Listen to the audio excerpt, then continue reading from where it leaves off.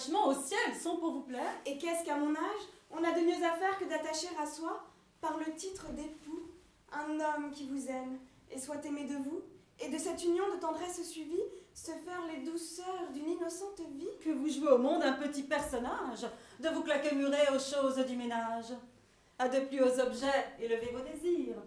Songez à prendre un goût des plus nobles plaisirs, et traitant de mépris l'essence et la matière.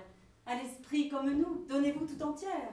Loin d'être loi d'un homme en esclave asservi, mariez-vous, ma sœur, à la philosophie, qui nous monte au-dessus de tout le genre humain et donne à la raison l'empire souverain. Puisqu'il m'est permis, je vais à votre père, madame. Le plus sûr est de gagner ma mère. Mon père est d'une humeur à consentir à tout, mais il met peu de poids aux choses qu'il résout. Mon Dieu, point de façon, cessez de vous défendre de ce que vos regards m'ont souvent fait entendre. Adieu, pour ce coup, ceci doit vous suffire. Et je vous ai dit plus que je ne vous l'ai dit. Mais votre erreur... Laissez, je rougis maintenant. Et ma pudeur s'est fait un effort surprenant. Je veux être pendu si je vous aime. Et ça, je... Non, non, je ne veux rien entendre davantage.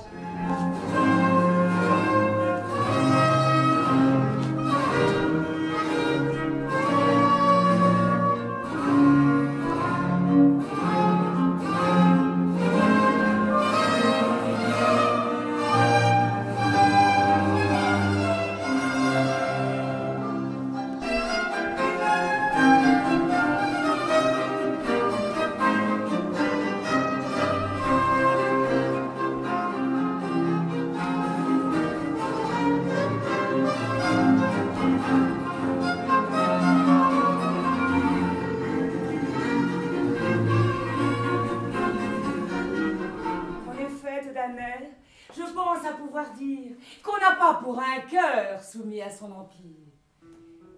Et Dorante, Damis, Cléonte et Lycidas peuvent bien faire voir qu'on a quelques appas. Je réponds de ma femme et prends sur moi l'affaire. Mais laissez faire, dis-je, et n'appréhendez pas. Je l'avais disposé aux choses de ce pas. Soit, je vais là-dessus sonder votre Henriette, et reviendrai savoir... C'est une affaire faite, et je vais à ma femme en parler sans délai. Votre congé? Oui, madame Mochance. Mais je n'entends pas cela, comment? On me menace si je ne sors d'ici de m'envoyer sans... Non, vous demeurerez, je suis content de vous. Ma femme bien souvent a la tête un peu chaude, et je ne veux pas, moi.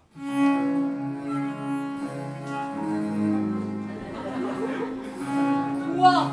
Je vous vois, maraude?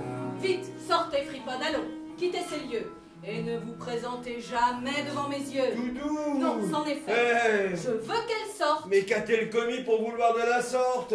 Quoi? Vous la soutenez? Je ne dis pas cela. Mais il faut de nos gens. Non, elle sortira, vous dis-je, de séance. Impudente! Appelez un jargon le langage fondé sur la raison et sur le bel usage. Quand on se fait entendre, on parle toujours bien. Et tous vos biens du ton ne servent pas de rien. Oh, ça va l'indocile. Faut-il qu'avec les soins qu'on prend incessamment, on ne te puisse apprendre à parler congrument? Mon Dieu! Je n'avais pas étudié comme vous, et je parle tout droit comme on parle chez nous. En voilà pour tuer une oreille sensible. Ton esprit, je l'avoue, est bien matériel. Je n'est qu'un singulier. Avons est pluriel. Veux-tu toute ta vie offenser la grammaire? Qui parle d'offenser grand-mère ni grand-père? Au ciel! Grammaire est prise à contresens par toi, et je t'ai déjà dit d'où vient ce mot. Ma foi, qu'il vienne de Chaillot, d'Antaille ou de Pontoise, cela ne me fait rien. De toute autre humeur se trouve sa cadette, et je crois qu'il est bon de pourvoir Henriette de choisir un mari. C'est à quoi j'ai songé. Et je veux vous ouvrir l'intention que j'ai, ce monsieur Trissotin, dont on nous fait un crime, et qui n'a pas l'honneur d'être dans votre estime, est celui que je prends pour l'époux qu'il lui faut. Et je sais mieux que vous juger de ce qu'il vaut. La contestation est ici superflue. Et de tout point chez moi, l'affaire est résolue. Au moins, ne dites mot du choix de cet époux. Je veux à votre fille en parler avant vous.